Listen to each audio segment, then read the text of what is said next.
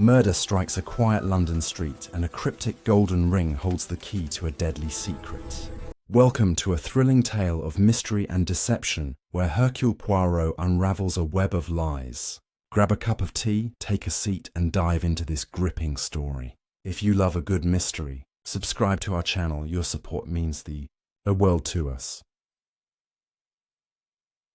Chapter 1.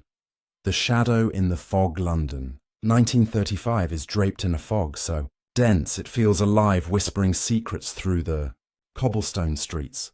Hercule Poirot sits in his elegant apartment at Whitehaven Mansions, his morning tisane steaming in a delicate porcelain cup. His little grey cells, as he fondly calls his sharp mind, are restless, itching for a challenge to unravel. The city outside pulses with its usual rhythm, but there's an undercurrent of unease, a chill that seeps through the windows. Poirot adjusts his perfectly symmetrical moustache, his eyes scanning the morning paper for anything to spark his curiosity. Nothing. Just mundane news of politics and weather. He sighs, ready to resign himself to a quiet day, when a sharp knock at the door breaks the silence. A letter slides under the door, sealed with a wax emblem that catches his eye, a golden circle with a cross etched inside. Intrigued, he opens it. The note is brief, written in elegant script, requesting his immediate presence at 47 Baker Street. It's signed by Lady Eleanor Grayson, a name unfamiliar to Poirot, but one that carries an air of urgency. Why would a stranger summon him with such secrecy? The fog outside seems to thicken, as if urging caution, but Poirot grabs his silver-topped cane, slips on his overcoat, and steps into the misty streets, his mind already buzzing. The journey to Baker Street is slow, the fog reducing visibility to mere feet. Carriages and motorcars creep along their horns, muffled in the haze. Poirot navigates with precision, his polished shoes clicking against the pavement. As he reaches the townhouse at number 47, a sense of foreboding settles over him. The building is grand, with ivy climbing its stone facade, but its windows are dark, unwelcoming. He knocks, and the door creaks open, revealing Inspector Japp, his old friend and frequent collaborator, looking unusually grim. Inside, the scene is chilling. Lady Eleanor Grayson lies dead in her study, sprawled across an ornate rug, a single gunshot wound staining her silk blouse crimson. The room is immaculate, almost staged in its perfection, save for one striking detail. A golden ring, identical to the wax seal symbol, rests on the mahogany desk, glinting under the chandelier. Japp paces, clearly frustrated. No murder weapon, no witnesses, and the room was locked from the inside, he explains. Poirot kneels beside the body, his sharp eyes taking in every detail. The window is bolted, the door shows no signs of tampering. Yet something feels amiss. He notices a faint smudge of ink on Lady Eleanor's right index finger, as if she had been writing just before her death. His gaze shifts to the desk where a fountain pen lies uncapped, its nib still wet. Nearby, a waste bin holds a crumpled sheet of paper. Retrieving it, Poirot finds a series of numbers and symbols, a code he cannot yet decipher. His little grey cells hum with possibilities. Was this a suicide, as the locked room suggests, or a murder disguised to perplex? Poirot questions the household staff who gather in the drawing room, their faces pale and tense. The butler, Mr. Harrow, a wiry man with darting eyes, speaks of Lady Eleanor's recent behaviour. She was secretive, he says, hosting late-night visitors cloaked in dark coats, who never spoke above whispers. The maid Sophie, a young woman with trembling hands, adds that she overheard Lady Eleanor mention a pact, something about loyalty and sacrifice, but she refuses to say more, her eyes flicking nervously toward the door. Poirot senses fear in their voices, perhaps loyalty to their late mistress, or something darker. He presses them gently, but they remain tight-lipped. Returning to the study, he examines the golden ring more closely. It's heavy, intricately engraved with the circle and cross symbol, and faintly warm, as if recently worn. Japp reveals that Lady Eleanor was part of a secretive group known only as the Order of the Golden Circle. Few know its purpose, but rumours speak of wealth, power, and dangerous oaths. Could this ring mark her as a member? And if so, why would someone kill her and leave the ring behind? Poirot paces the study, his mind piecing together fragments. The coded letter, the locked room, the nervous staff all point to a larger conspiracy. He slips the ring into his pocket, determined to uncover its significance. As he leaves the townhouse, the fog seems to cling to him, wrapping him in its cold embrace. He recalls the maid's words about a pact. Was Lady Eleanor betrayed by her own allies, or did she uncover something that made her a target? The streets of London fade into the mist, but Poirot's resolve sharpens. This is no ordinary case. The Golden Circle is a key to a mystery that spans beyond one woman's death, and he will not rest until every secret is laid bare. The trail of the Golden Circle has only begun to unravel, and Poirot's journey into its shadows is just starting. What secrets did Lady Eleanor carry, and who wanted them buried with her? The answers wait in the fog, ready to be discovered. Chapter 2. The man in the black cloak, Hercule Poirot, sits at his desk in Whitehaven Mansions, the golden ring glinting under his desk lamp. The coded letter from Lady Eleanor's study lies before him, its numbers and symbols taunting his intellect. He sips his tisane, the steam curling like the fog outside as his mind churns. The Order of the Golden Circle is no myth, he learns from a discreet call to an old contact in the Home Office. It's a shadowy group rumoured to wield influence in high society, but its true purpose remains elusive. Poirot knows one thing: the ring and the code are linked, and he must crack the latter to understand the former. He smooths the crumpled paper, studying the sequence 3-12-7, followed by a series of dashes and dots. Morse code perhaps, or something more obscure. His thoughts are interrupted by a sharp rap at the door. A telegram arrives bearing a single line: "Meet me at St. James Park midnight. Come alone." No signature, just the same circle and cross symbol stamped in gold ink. Poirot's pulse quickens. A lead or a trap? He adjusts his tie and prepares for the night ahead. At midnight, St. James Park is a sea of shadows, the moon barely piercing the clouds. Poirot stands by the lake, his cane tapping lightly against the gravel. The air is damp, the silence broken only by the rustle of leaves. A figure emerges from the darkness, a tall man in a black cloak, his face obscured by a wide-brimmed hat. He stops a few paces away, his voice low and deliberate. "You have the ring," he says, not a question but a statement. Poirot nods, refusing to betray his unease. The man claims to know Lady Eleanor's killer, but demands the ring as payment for his information. Poirot senses deception. The man's gloved hands twitch too nervously. Instead of handing over the ring, Poirot probes, asking about the order's purpose. The man grows agitated, his words sharp. "The Golden Circle binds us all," he hisses, "but loyalty comes at a price." Before Poirot can press further, a twig snaps nearby, and the man bolts, vanishing into the trees. Poirot gives chase, but the fog swallows his quarry, leaving only the echo of footsteps. Back at his apartment, Poirot examines the telegram again. The paper is expensive, the gold ink a rare blend used by exclusive stationers. He visits one such shop at dawn, a discreet establishment near Piccadilly. The owner, a nervous man named Mr. Finch, admits to selling the gold ink to a regular client, a certain Lord Reginald Carver, a wealthy aristocrat with a penchant for secrecy. Poirot recalls the name from society pages. Carver is known for hosting lavish but private gatherings at his estate in Kent. Could he be tied to the order? Poirot decides to attend one of Carver's upcoming galas, posing as a Belgian antiquarian. He secures an invitation through a contact at the British Museum, claiming interest in Carver's collection of rare manuscripts. The gala promises answers but also danger. If Carver is part of the Golden Circle, he may recognize the ring, or worse, suspect Poirot's true purpose. At the gala, Carver's estate is a spectacle of opulent chandeliers, casting light over silk-clad guests. Poirot mingles his accent, exaggerated to charm the crowd. He spots the circle and cross symbol, subtly woven into tapestries and engraved on wine goblets. The order is here. He realizes its influence embedded in every detail. He overhears whispers of a ritual, a ceremony tied to the full moon tomorrow night.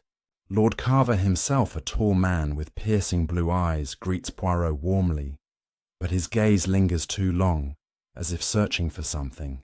Poirot keeps the ring hidden in his pocket, his fingers brushing its cool surface. As the night wears on, he slips into Carver's private study, finding a locked drawer with the same symbol etched into its handle. Before he can investigate, a shadow moves behind him and a cold voice whispers, "You shouldn't be here." Poirot turns, but the room is empty, the door slightly ajar. The night ends with more questions than answers. The man in the cloak, Lord Carver's gala, and the mysterious ritual all point to a deeper conspiracy. Poirot knows he's treading dangerous ground, but his little grey cells are alight. The Golden Circle is no mere club, it's a network with secrets worth killing for. What will the full moon reveal, and who was watching him in the study? The puzzle grows darker, and Poirot is determined to see it through. Chapter 3. The ritual of the full moon, Hercule Poirot returns to Whitehaven Mansions, his mind a whirlwind of clues and suspicions. The encounter in Lord Carver's study lingers like a shadow, the cold whisper of an unseen watcher haunting his thoughts. He sits at his desk, the golden ring now joined by the telegram, and the coded letter forming a trio of enigmas. The full moon is tonight, and the whispers of a ritual at Carver's gala weigh heavily. Poirot knows he must infiltrate this ceremony to uncover the Order of the Golden Circle's secrets. He studies the coded letter again, its numbers 3 to 12-7, followed by dashes and dots teasing him. He tests theories, a cipher perhaps tied to a book or a map, but nothing clicks. Frustrated, he turns to the telegram, tracing its gold ink to Lord Carver. The man's estate in Kent is the key, Poirot decides, and he must return there under cover of darkness. He dons a dark suit, forgoing his usual polished attire, and slips the ring into a hidden pocket. A train to Kent awaits the journey, filled with a hum of anticipation and danger.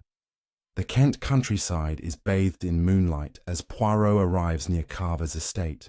The sprawling mansion glows faintly, its windows alive with flickering candlelight. He avoids the main gates instead, navigating a hedgerow path used by groundskeepers. The air is crisp, the full moon casting eerie shadows across the manicured lawns. Poirot hears distant chanting, low and rhythmic like a heartbeat in the night. He follows the sound to a wooded grove behind the estate, where a circle of cloaked figures stands around a stone altar. Each wears a golden ring, identical to the one in his pocket, their faces hidden beneath hoods. At the center stands Lord Carver, his voice commanding as he recites words in a language Poirot doesn't recognize, perhaps Latin or something older. A silver chalice glints on the altar, its contents dark and viscous. Poirot crouches behind a tree, his heart steady but his mind racing. This is no mere social club. The order is steeped in ritual, perhaps something ancient and dangerous. As the chanting grows louder, a figure steps forward holding a leather-bound book etched with the circle and cross symbol. Poirot strains to see its pages, catching glimpses of diagrams and script. The book seems central to the ritual, perhaps the key to the coded letter. He memorizes the scene. The number of figures 12, their positions, the altar's carvings. Suddenly a twig snaps under his foot and the chanting stops. Carver's head whips toward the sound, his eyes narrowing. Poirot holds his breath, blending into the shadows. A cloaked figure is sent to investigate but finds nothing returning to the circle. The ritual resumes, but Poirot knows he's overstayed his welcome. He retreats, slipping back through the hedgerow, his mind cataloguing every detail. The book, the chalice, the 12 figures, all pieces of a puzzle he's yet to solve. Back in London, Poirot visits his friend Captain Hastings, who's been researching the order at his request. Hastings has uncovered a lead. The circle and cross symbol appears in a 17th century manuscript housed at the British Museum. They visit the museum at dawn, meeting a nervous curator, Dr. Evelyn Marsh, who shows them the manuscript. Its pages detail a secretive society tied to alchemy and power, swearing oaths of loyalty sealed with golden rings. The manuscript hints at a pact, a vow to protect a hidden truth at any cost. Poirot notices a sequence in the text 3:12-7, the same as the coded letter. Could the letter point to a specific page or passage? Dr. Marsh warns them that others have sought this manuscript and not all left safely. As they leave, Poirot spots a man watching from across the street, his black cloak unmistakable. It's the same figure from St. James Park. Poirot and Hastings return to the apartment, comparing notes. The ritual, the manuscript, and the coded letter are linked, but the truth remains elusive. Poirot suspects the Order's pact involves more than loyalty, perhaps a secret worth killing for. The watcher in the cloak suggests Poirot is now a target, his presence at the ritual, unnoticed but suspected. He resolves to decode the letter, using the manuscript as a guide, but time is short. The Order is moving, and Poirot must stay one step ahead. The full moon has revealed a glimpse of their world, but the shadows grow deeper. What is the pact, and what truth does it guard? Poirot's little grey cells are working overtime, and the next move is critical. Chapter 4. The Cipher's Secret. Hercule Poirot sits in the dim light of his Whitehaven mansion's apartment. The coded letter spread out before him like a battlefield of ink and mystery. The numbers 312-7 and the cryptic dashes and dots taunt him, their meaning just out of reach. The memory of the ritual in the Kent Grove lingers, the cloaked figures, the ancient chants, and the leather-bound book with its circle and cross symbol etched in gold. Poirot's little grey cells hum with purpose. He knows the manuscript from the British Museum holds the key to unlocking the letter's secrets. The sequence 3 to 12-7 found in both the letter and the manuscript cannot be coincidence. He sips his tisane, the bitter herbal warmth grounding him as he prepares to crack the cipher. Outside London stirs under a grey dawn, the city unaware of the dark forces Poirot is beginning to uncover. The golden ring sits on his desk, its weight a constant reminder of Lady Eleanor's murder and the shadowy order of the Golden Circle. He must act swiftly. The man in the black cloak is watching, and Poirot senses the net is tightening. Poirot begins with the manuscript's details scribbled in his meticulous handwriting. The 17th century text described a society of alchemists and nobles, bound by a pact to guard a hidden truth. The sequence 3 to 12-7 appeared in a passage about a sacred text, a book of secrets that only the initiated could read. Poirot hypothesizes that the numbers refer to a specific page line or word in this book, perhaps the one he saw at the ritual. He sends Hastings to the British Museum to borrow the manuscript under the guise of academic research, while he cross-references the letters, dashes and dots with known ciphers. Hours pass as he tests theories. Morse code substitution ciphers, even a Polybius square, but none yield sense. Frustration creeps in, but Poirot steadies himself. Method is everything. He recalls the ritual's altar, its carvings mirroring the manuscript's diagrams. Could the cipher require a physical key like the golden ring? He examines the ring closely, its inner band revealing faint etchings, numbers barely visible under a magnifying glass. They read 312-7. His heart races. The ring is part of the cipher. Hastings returns with the manuscript, its brittle pages handled with care. Together they pore over the text, finding a section on page 3, line 12, word 7. The word is pactum, Latin for pact. Poirot applies this to the letters, dashes and dots, treating them as a book cipher where each mark corresponds to a word in the manuscript's pactum passage. After painstaking work, the cipher reveals a phrase, the vault beneath the lion's heart. Poirot leans back, his mind ablaze. A vault suggests a hidden treasure or secret, and the lion's heart could be a place, a symbol, or even a person. He recalls Lord Carver's estate, where a stone lion statue stood in the garden, its eyes glinting oddly in the moonlight. Could the vault be there? Poirot decides to return to Kent, but this time with caution. The Order knows he's probing, and the cloaked watcher is proof of their vigilance. Under the cover of dusk, Poirot and Hastings travel to Carver's estate, posing as surveyors, inspecting local landmarks. The lion statue looms in the garden, its base moss-covered but intact. Poirot examines it, finding a concealed panel etched with the circle and cross symbol. Pressing it reveals a click, but the panel doesn't open. The ring, he realizes, is the key. He slips it into a small indentation and twists. A low rumble echoes as the statue's base shifts, revealing a stone staircase descending into darkness. Hastings hesitates, but Poirot's resolve is ironclad. They light a lantern and descend, the air growing colder with each step. The staircase ends in a stone chamber, its walls carved with alchemical symbols and the ever-present circle and cross. At the center stands a locked iron door, the vault. Its lock bears the same symbol, and Poirot tries the ring again, but it doesn't fit. The door requires a different key, perhaps another ring or a combination tied to the cipher.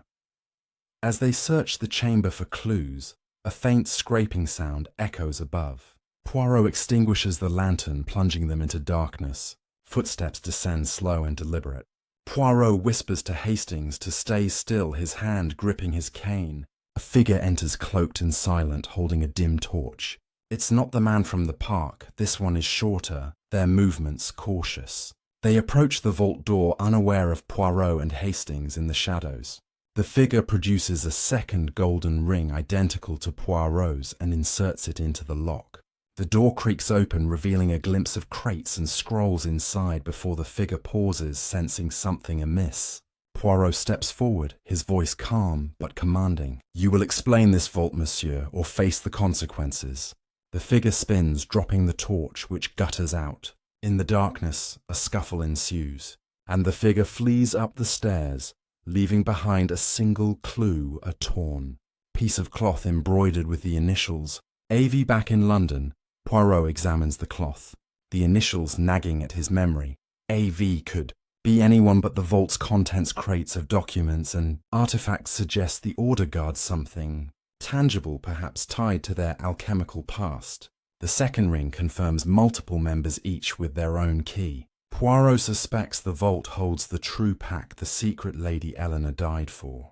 He tasks Hastings with tracing AV, while he decodes the remaining ciphers in the letter, hoping for more clues about the lion's heart. The Order is closing in, their rituals and secrets no longer hidden, but fiercely protected. Poirot knows he's stirred a hornet's nest, but his little grey cells are relentless. The vault is real, the pact is near, and the truth is within reach.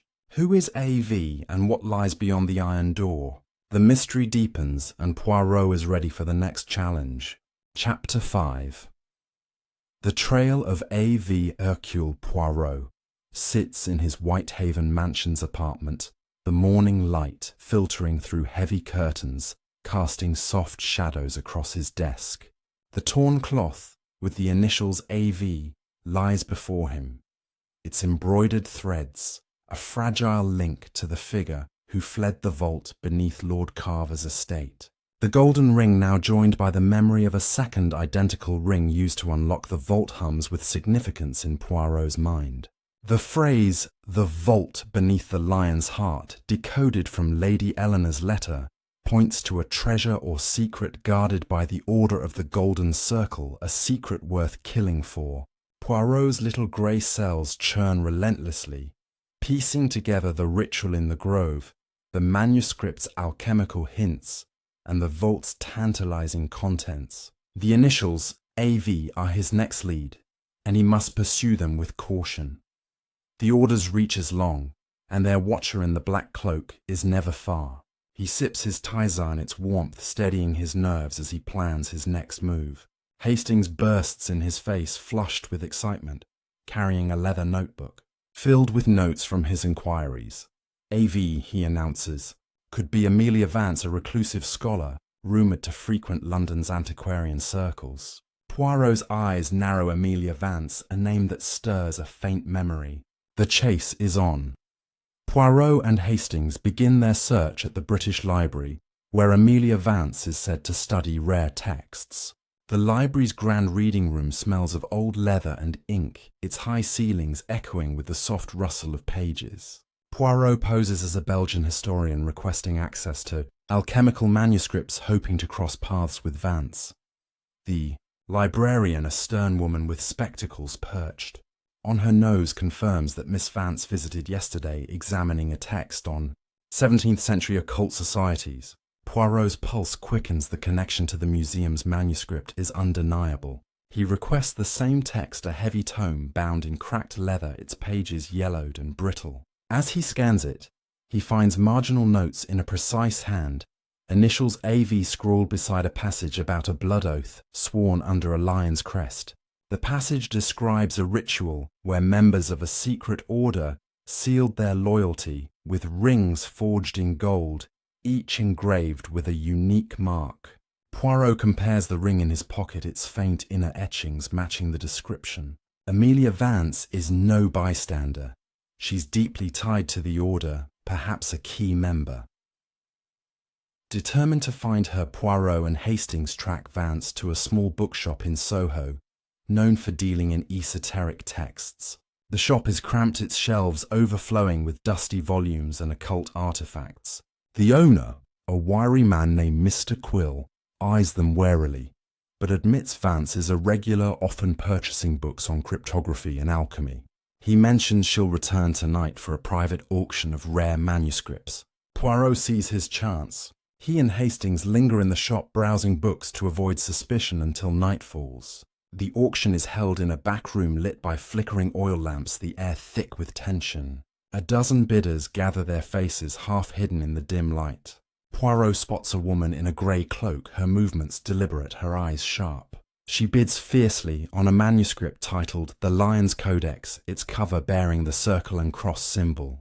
Poirot whispers to Hastings, "That is Amelia Vance." Her initials are sewn into her cloak's hem, barely visible but unmistakable. As the auction ends, Poirot approaches her, introducing himself as a collector. Vance's guarded, her voice cool, but her eyes flicker with recognition when Poirot subtly mentions the golden ring. She agrees to meet him at a nearby cafe, claiming she has information about the order. At the cafe, a dimly lit corner spot, she sits across from Poirot, her fingers tapping nervously. She admits to being part of the order, but insists she's no murderer. Lady Eleanor, she claims, was killed for breaking the Pact, attempting to reveal the order's secret to outsiders. The vault beneath the Lion's Heart holds documents that could ruin powerful families, documents tied to a centuries-old conspiracy. Vance refuses to say more, warning Poirot that the order's leader, known only as the Custodian, is ruthless. As she speaks, a shadow passes the cafe window, a man in a black cloak. Vance pales and excuses herself, slipping out the back. Poirot follows, but loses her in the maze of Soho's alleys. Back at his apartment, Poirot pieces together Vance's words. The Lion's Codex likely holds the key to the vault's contents, perhaps a list of the Order's members or their guarded secret. He recalls the crates and scrolls in the vault, their potential to expose a conspiracy spanning generations. Hastings reports a new lead. The torn cloth's fabric matches a tailor in Mayfair who serves Lord Carver and other elites. Poirot suspects Carver is the custodian orchestrating the Order's actions from his estate. To confirm, he plans to attend a charity ball hosted by Carver tomorrow night, where London's elite, including possible Order members, will gather. He instructs Hastings to research the Lion's Codex, while he prepares to confront Carver on his own turf. The cloth, the Codex, and Vance's warning all point to a truth buried deep, but Poirot is undeterred. The Order's secrets are unraveling, and the Lion's Heart is closer than ever. Who is the custodian, and what power does the vault protect? The game is afoot, and Poirot's resolve is unshakable. Chapter 6. The Masquerade of Motives. Hercule Poirot adjusts his bow tie in the mirror of his Whitehaven Mansion's apartment, the soft glow of a gas lamp illuminating his meticulous preparations. Tonight is Lord Carver's charity ball at his London townhouse, a glittering affair attended by the city's elite, and a perfect opportunity to uncover more about the Order of the Golden Circle. The revelations from Amelia Vance still echo in his mind, her warning about the custodian, and the vault's dangerous secrets fueling his determination. The golden ring rests in a hidden pocket of his evening coat, its faint etchings a constant reminder of the stakes. The Lion's Codex mentioned at the auction could be the key to the vault's contents, and Poirot suspects it will surface among Carver's guests many of whom may wear the Order's symbol. He slips the torn cloth with AV's initials into his waistcoat for luck, or perhaps as a challenge to the unseen watcher in the black cloak. Hastings arrives breathless with news the Lion's Codex is rumoured to be in Carver's private collection, possibly displayed tonight. Poirot nods, his little grey cells alight with anticipation. The ball awaits, and with it a chance to unmask the custodian. The townhouse in Mayfair is a vision of grandeur, its facade lit by torches, and its ballroom alive with music and laughter. Guests in masks and finery swirl across the polished floor, their faces half hidden, adding to the air of intrigue. Poirot enters as Monsieur Henri Dubois, a Belgian art dealer, his accent thickened for effect. He scans the crowd for familiar signs, the circle and cross symbol glinting on cufflinks, brooches, and even a lady's pendant. The Order is here, woven into the fabric of high society. Lord Carver greets him with a polished smile, his blue eyes sharp and assessing. Poirot senses the man's charm, masks a calculating mind, perhaps that of the custodian himself. Carver leads him to a glass case in the ballroom, displaying rare manuscripts, including one with a leather cover embossed with the Order's symbol. The Lion's Codex. Poirot realizes his heart quickening. He feigns interest in another text, asking Carver about its history, but his eyes never leave the codex. Its pages are sealed shut with a wax emblem suggesting it hasn't been opened in years, or perhaps is meant to stay hidden. As the evening unfolds, Poirot mingles, engaging guests in conversation to glean their ties to the Order. A banker mentions a secretive investment group linked to Carver. A diplomat hints at political favours tied to a golden pact. Each clue tightens the web around the Order, but none mention the custodian directly. Poirot notices a woman in a crimson mask watching him, her posture familiar. Could it be Amelia Vance? He approaches, but she slips into the crowd, her mask concealing her identity. Frustrated, he turns his attention to the codex. During a waltz, when the room is distracted, he slips into a side corridor leading to Carver's private study. The door is unlocked, a careless mistake or perhaps a trap. Inside, he finds a desk cluttered with papers, one bearing the circle and cross symbol, and a list of names, some crossed out, including Lady Eleanor Grayson. Poirot's breath catches. Her death was no accident, but part of a purge. Before he can read further, a creak sounds behind him, and he turns to find Carver himself standing in the doorway, his smile gone. Carver's tone is icy as he questions Poirot's presence, but Poirot deflects, claiming he sought a quiet place to rest. Carver seems unconvinced, but escorts him back to the ball, his hand lingering on Poirot's arm, a subtle warning. The night grows tense, and Poirot senses eyes on him from every corner. He spots the woman in the crimson mask again, now speaking to a man with a golden ring on his finger.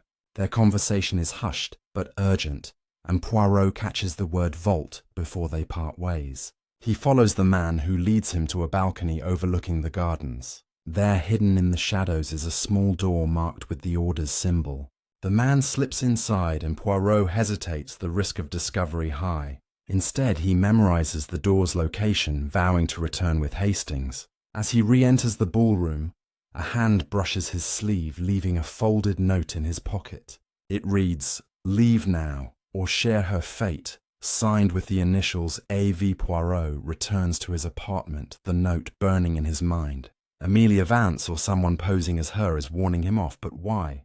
The list of names, the codex, and the hidden door all point to a conspiracy deeper than he imagined. He tasks Hastings with researching the crossed-out names, while he plans to investigate the townhouse's secret door. The Lion's Codex must be opened, its secrets likely detailing the Order's pact and the custodian's identity. Carver's calm demeanour at the ball belies a dangerous mind, and Poirot suspects he's more than a host. He's a puppet master, pulling the Order's strings. The night has revealed fragments of the truth, but danger looms closer. Who is the woman in the crimson mask, and what lies behind the garden door? Poirot's resolve hardens. The Order's secrets are within reach, and he will not be deterred. Chapter 7. The door in the garden. Hercule Poirot sits in the quiet of his Whitehaven Mansion's apartment. the golden ring glinting faintly on his desk as dawn breaks over London. The note from the charity ball, with its ominous warning, "Leave now or share her fate," and the initials AV, weighs heavily on his mind. The memory of Lord Carver's icy stare, the list of crossed-out names including Lady Eleanor Grayson's, and the hidden door in the garden marked with the circle and cross symbol churn in his little grey cells. The Lion's Codex, locked in its wax-sealed case, holds secrets Poirot is certain will unravel the Order of the Golden Circle's deadly pact. The woman in the crimson mask, possibly Amelia Vance, and the man with the golden ring who slipped through the garden door are threads in a tightening web. Poirot knows he must return to Carver's townhouse to investigate that door, but the risk is greater now. The Order is watching, and their threats are no longer veiled. He summons Captain Hastings, who arrives clutching a dossier on the crossed-out names from the list found in Carver's study. 3 names belong to recently deceased aristocrats, all ruled as accidents or suicides, but Poirot suspects murder. The Order is eliminating its own, and Poirot is determined to find out why.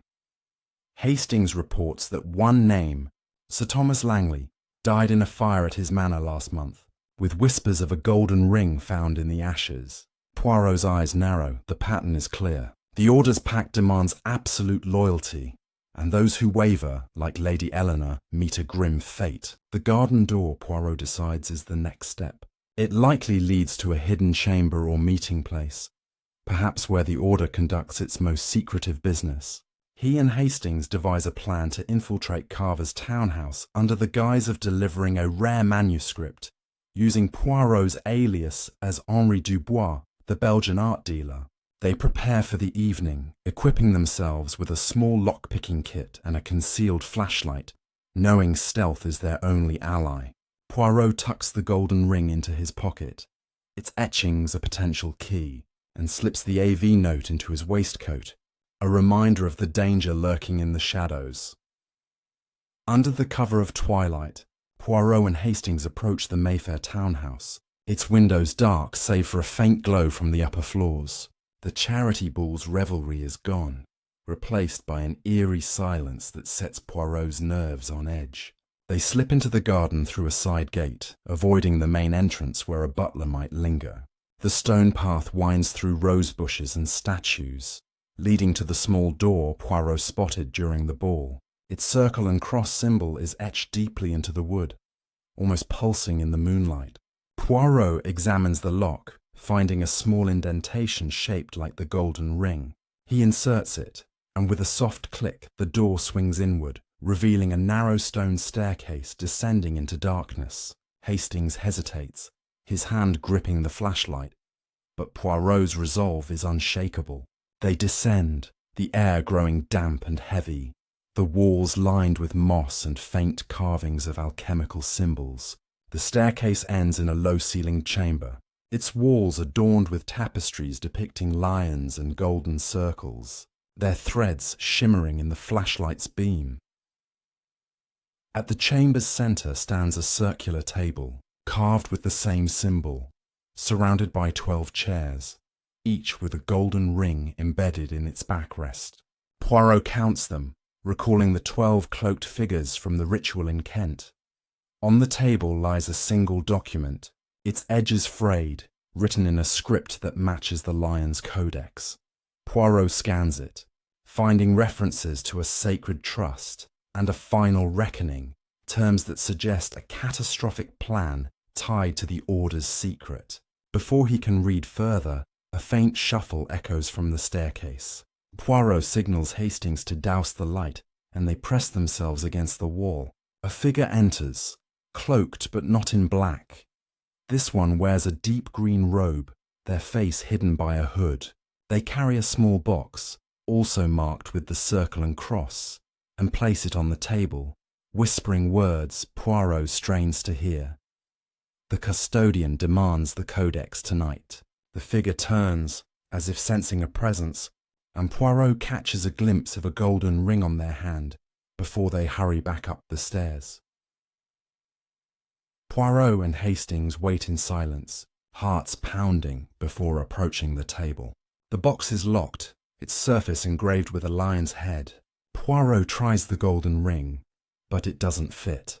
He pockets the document, knowing it's a risk, but unable to leave it behind. As they prepare to leave, a loud creak sounds above, followed by heavy footsteps. Multiple figures are descending, their voices low and urgent.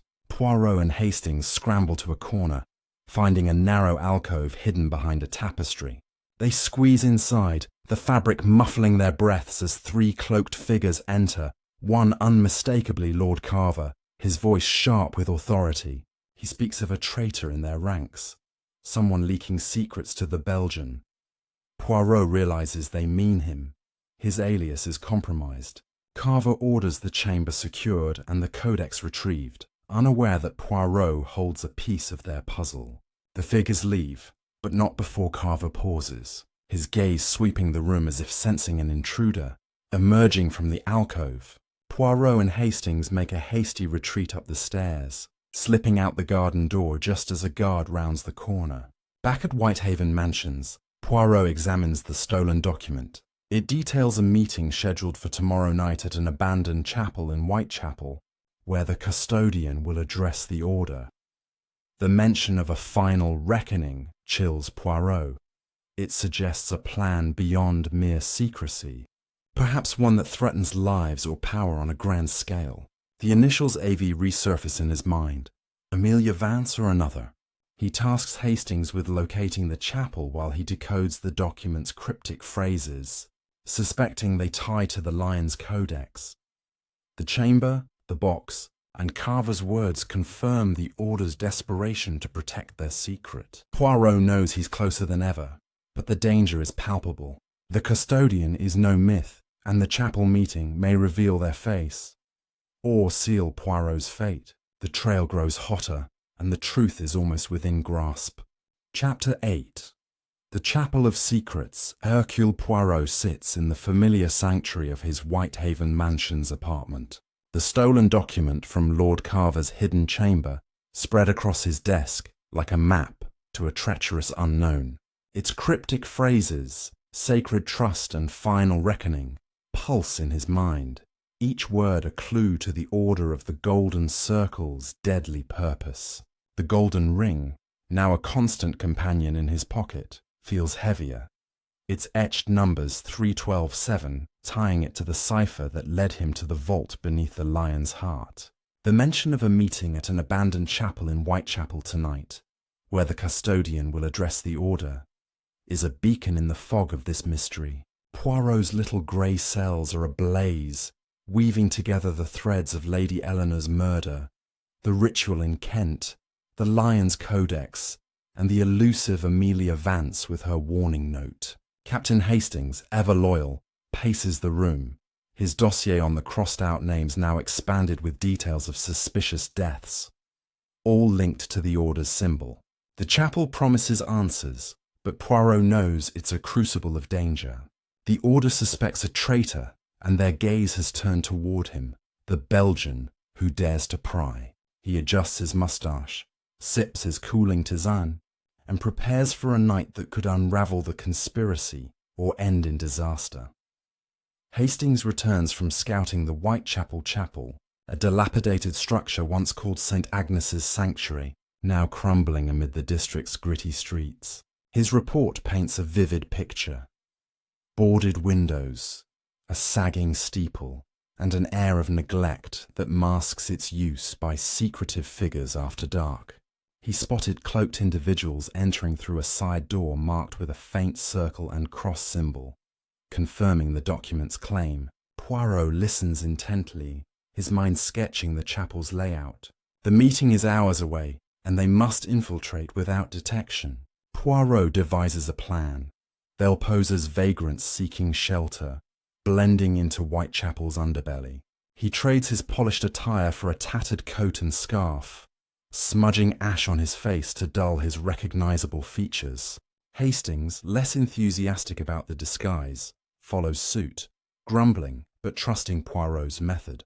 They pack essentials: a flashlight, a notebook for recording details, and a small knife for emergencies, though Poirot hopes it won't come to that. The golden ring remains hidden in a sewn pocket, its presence a silent ally. As night falls, Whitechapel's streets are alive with the clatter of pubs and the shouts of street vendors, a stark contrast to the chapel's eerie silence. Poirot and Hastings approach, their ragged disguises earning only passing glances from passers-by. The chapel looms ahead, its stone walls blackened by soot, the air thick with the scent of damp earth and decay. They slip into an alley beside the building, finding the side door described by Hastings. The circle and cross symbol is carved subtly into the frame, barely visible unless you know to look. Poirot tests the door. It's unlocked, a sign of either arrogance or expectation. They enter, moving silently into a vestibule lit by a single flickering candle. The air is musty, heavy with the weight of secrets. A low hum of voices drifts from the main sanctuary, and Poirot gestures for Hastings to follow. They creep along a shadowed corridor, finding a cracked door that offers a view of the chapel's interior. Inside, a dozen cloaked figures stand in a semicircle, their golden rings glinting in the candlelight. At the altar stands a tall figure, their face obscured by a hood, but their voice, calm, commanding, and unmistakably Lord Carver's, cuts through the silence. Carver speaks of the final reckoning, a plan to secure the Order's power through a revelation that will reshape the world. Poirot strains to hear, catching fragments about a document in the Lion's Codex that names influential figures, politicians, bankers, even royalty, bound to the Order's will. The custodian, Carver declares, has ordered its unveiling at the next full moon, a mere week away. The cloaked figures murmur, some with excitement, others with unease. One voice, sharp and female, protests, warning of exposure. Poirot recognizes the tone. It's Amelia Vance, her crimson mask replaced by a dark hood. She argues that the Codex's secrets could destroy them if leaked, pointing to Lady Eleanor's death as a warning. Carver silences her, his voice edged with menace, and Poirot realizes Vance is no ally of the custodian. She's a dissenter, perhaps the traitor Carver seeks. The meeting shifts as Carver produces a small key, also marked with the circle and cross, and opens a locked chest at the altar. Inside is the Lion's Codex, its wax seal broken, revealing pages of dense script and diagrams. Poirot's heart races. The Codex is the heart of the Order's Pact. Before he can signal Hastings to retreat, a floorboard creaks under their weight. The room falls silent, and Carver's head snaps toward the door. Poirot pulls Hastings back, but it's too late. A cloaked figure is sent to investigate. They duck into a side alcove, barely concealed by a rotting tapestry as the figure passes inches away. Poirot holds his breath, the golden ring pressing against his chest. The figure returns to the sanctuary, reporting nothing, but Carver's eyes linger on the shadows. The meeting ends abruptly. The Codex returns to its chest, and the figures disperse, some exiting through a hidden passage beneath the altar. Poirot and Hastings wait, frozen, until the chapel is silent. They emerge, approaching the chest. The lock is complex, but Poirot uses his lock-picking kit, his fingers steady despite the tension. Inside, the Codex is gone. Carver must have taken it, but a single page remains, torn and left behind. It lists names, dates, and sums of money, a ledger of bribes or payments tied to the Order's influence. One name stands out, Sir Reginald Carver, with a note, Custodian's Directive. Poirot pockets the page, his mind racing. Carver is not the custodian, but acts under their command. A revelation that shifts the puzzle. The hidden passage beneath the altar beckons, but footsteps echo outside. Guards patrolling the chapel. Poirot and Hastings slip out the side door, blending into the Whitechapel night. Back at the apartment, Poirot examines the ledger page, its entries confirming the Order's reach into London's power structures. Amelia Vance's dissent suggests a fracture within the group, and the final reckoning looms as a threat beyond mere secrecy. Poirot tasks Hastings with tracking Vance again, suspecting she holds the codex or knows its location. He plans to decode the ledger's entries, hoping they reveal the custodian's identity. The chapel has exposed the Order's ambition, but the truth remains shrouded. Who commands Carver, and what will the full moon bring? Poirot's resolve burns brighter, the mystery of fire he will not let die. Chapter 9. The Traitor's Gambit. Hercule Poirot sits in the quiet elegance of his Whitehaven Mansion's apartment, the morning light casting long shadows across his desk, where the torn ledger page from St. Agnes's sanctuary lies like a battlefield map. The names, dates, and sums scrawled upon it paint a chilling picture of the Order of the Golden Circle's influence, with Lord Carver's name marked by the cryptic note, Custodian's Directive.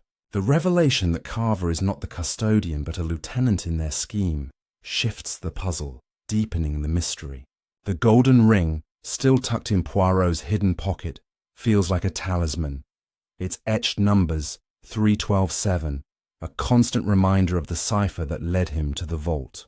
The Lion's Codex, glimpsed in the chapel, is the key to the Order's final reckoning, a plan to unveil a secret that could destabilize London's elite. Amelia Vance's dissent during the meeting, her voice sharp with fear, suggests she may hold the codex or know its whereabouts. Poirot's little grey cells hum with urgency. The full moon, when the Order plans to execute their scheme, is 6 days away.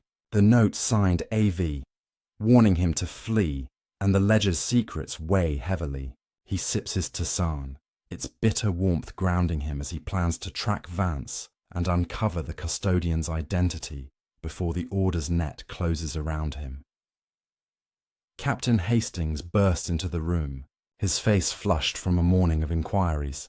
He's traced Amelia Vance to a boarding house in Bloomsbury, a discreet lodging for scholars and artists. Her name appeared in the guest register, but the landlady described her as nervous, rarely leaving her room except at odd hours. Hastings also found a lead on the ledger's names. 1. Lady Margaret Thorne, a philanthropist, vanished last week, her disappearance unreported in the press. Poirot suspects another purge by the Order, silencing those who threaten their plans. He decides they must confront Vance at the boarding house, but with caution. Her warning note suggests she's both ally and target.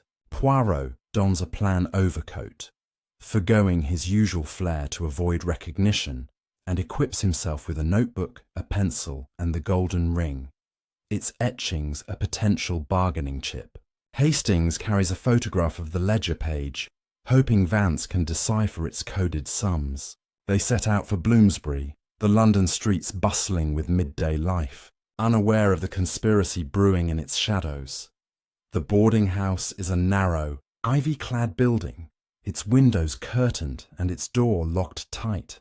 Poirot knocks, presenting himself as a colleague of Vance's from the British Library. The landlady, a stout woman with suspicious eyes, lets them in after a bribe of a few shillings. She leads them to Vance's room on the 3rd floor, where the door is ajar, a faint scent of lavender and ink drifting out.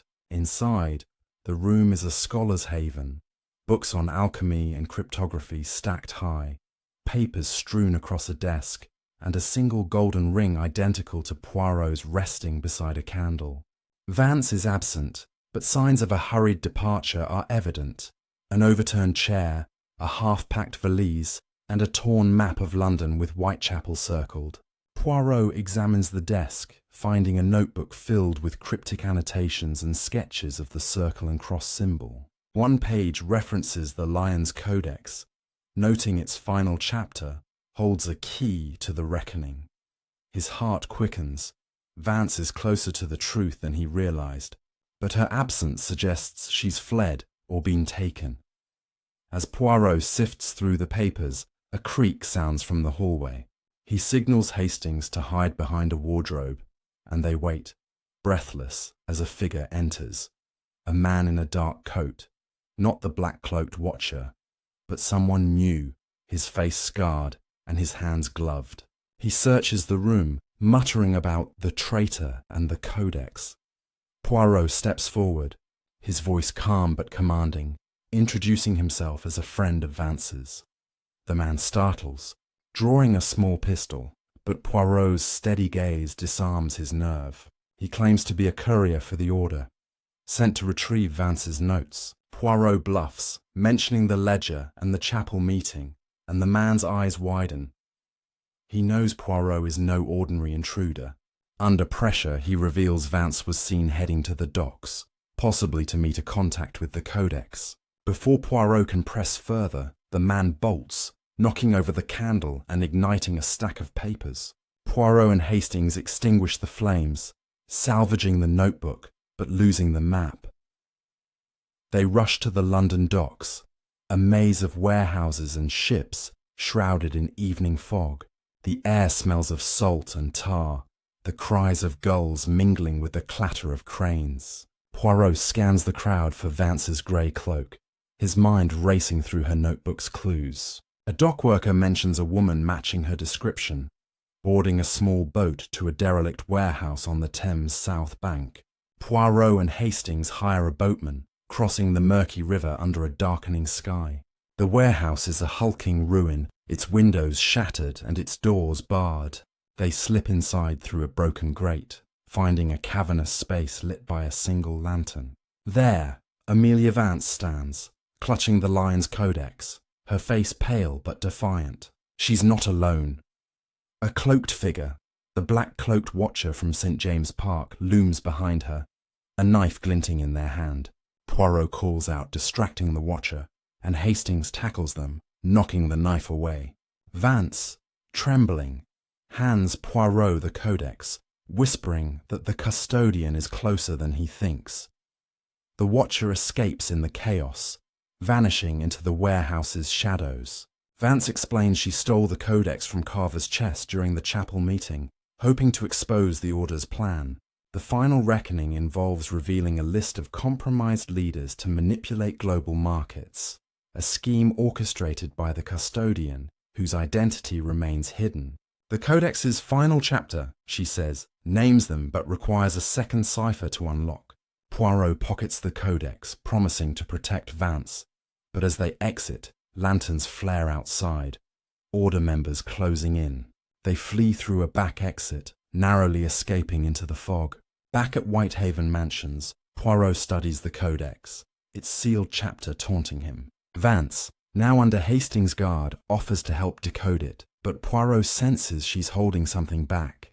The ledger, the Codex, and the custodian's shadow draw closer to the truth, but the dock's ambush proves the Order's desperation. With the full moon nearing, Poirot must unlock the Codex and unmask the custodian before the final reckoning unfolds. The game is perilous, but Poirot's resolve is a beacon in the dark. Chapter 10. The Unveiling of the Custodian.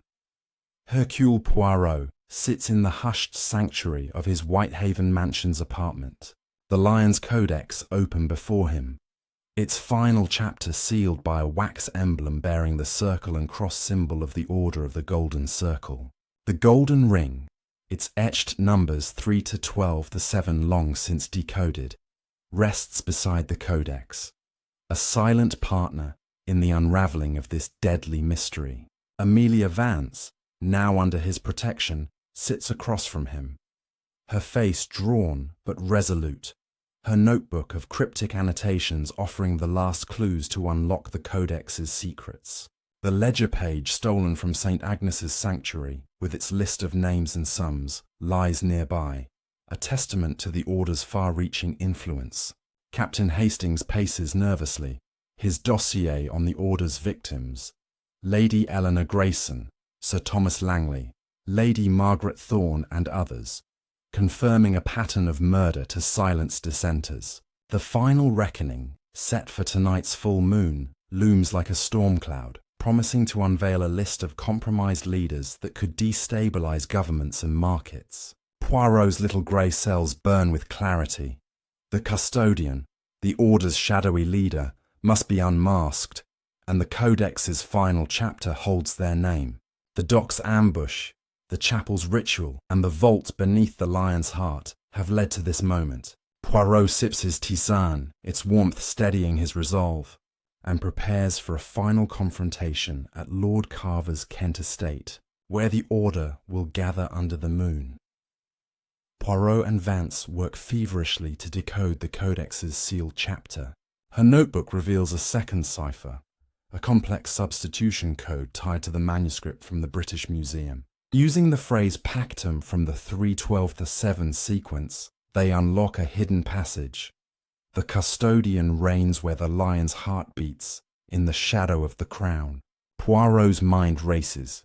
The lion's heart is Carver's estate, but the crown suggests a higher authority, perhaps royalty, or a figure of immense power.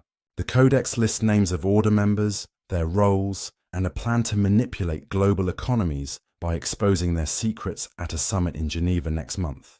One name stands out: Dr. Evelyn Marsh, the British Museum curator who showed Poirot the manuscript.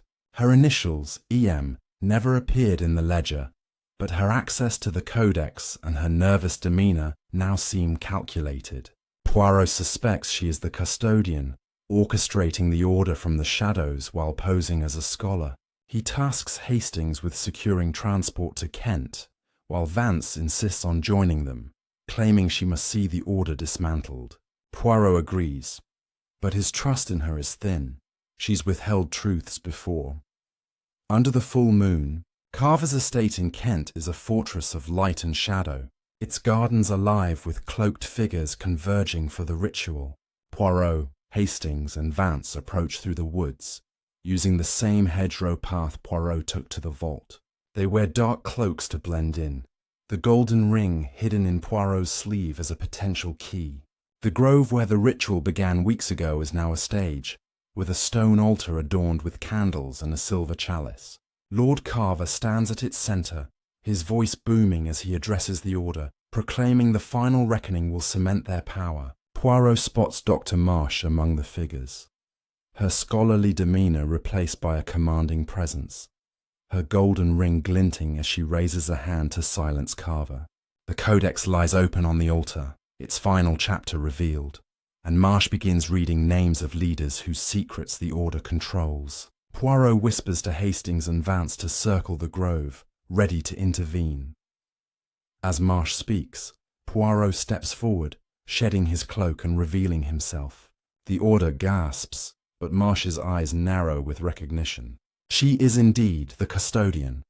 Her role as curator, a perfect cover to access ancient texts and manipulate the Order's knowledge.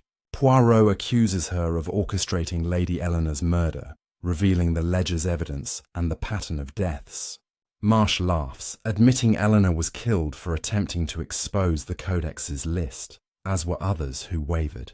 She reveals the Order's true purpose: not just wealth or power, but control over nations through blackmail, with the final reckoning as their moment to reshape global alliances. Carver, her loyal deputy, draws a pistol, but Vance lunges forward, knocking it from his hand. Chaos erupts as Order members scatter, some loyal to Marsh, others fleeing in fear. Poirot seizes the Codex, its pages confirming Marsh's identity and the Order's plan. He holds the golden ring aloft, accusing her of betraying the Pact's original ideals of knowledge for power.